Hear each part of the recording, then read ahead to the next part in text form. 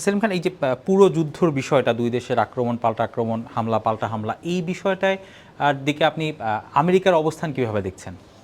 দেন America সবসময় এক পেশে অবস্থানের মধ্যে আছে। আমেরিকা হচ্ছে অন্ধভাবে ইসরায়েলের সমর্থক। সেটা দোষের না, কোনো দেশ হতেই পারে যে সে ইসরায়েলকে সমর্থন করে, ইসরায়েলের অস্তিত্বকে টিকিয়ে রাখতে পারে, টিকিয়ে রাখার জন্য সে পুরোপুরি সমর্থন দিয়েছে।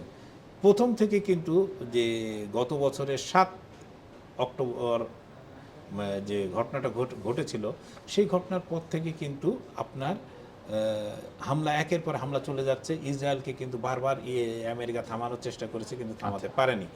সর্বশেষ তারা চেয়েছিল যে এই মানে মার্কিন নির্বাচনের আগে অন্তত 3 সপ্তাহ যেন হামাস, ইসরায়েল বা ওদিকে হিজবুল্লাহ একটা ওইখানে যেন যুদ্ধবিরতির পরিবেশ তৈরি হয়।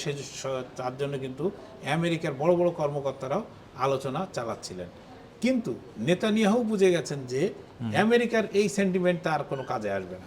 তার জন্য দরকার, তিনি এই মুহূর্তে দেশে প্রচণ্ড পপুলার, বিশেষত নসরুল্লাহকে হত্যার পরে, হিজবুল্লাহর প্রধান নেতাকে হত্যার পরে তারা কিন্তু তার মানে নেতানিয়াহু সরকার কিন্তু এই মুহূর্তে বেশ পপুলার।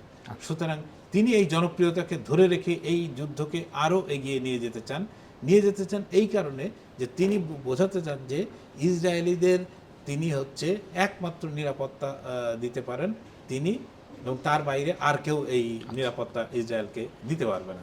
ফলে আমেরিকা যে অবস্থান প্রথম থেকে নিয়েছিল যে ইসরায়েলকে কিন্তু এখনো পর্যন্ত তারা সামরিক, আর্থিক সব ধরনের সহায়তা দিয়ে চলেছে, কিন্তু আবার মুখে বলছে যে তারা এক ধরনের যুদ্ধবিরতি চায়।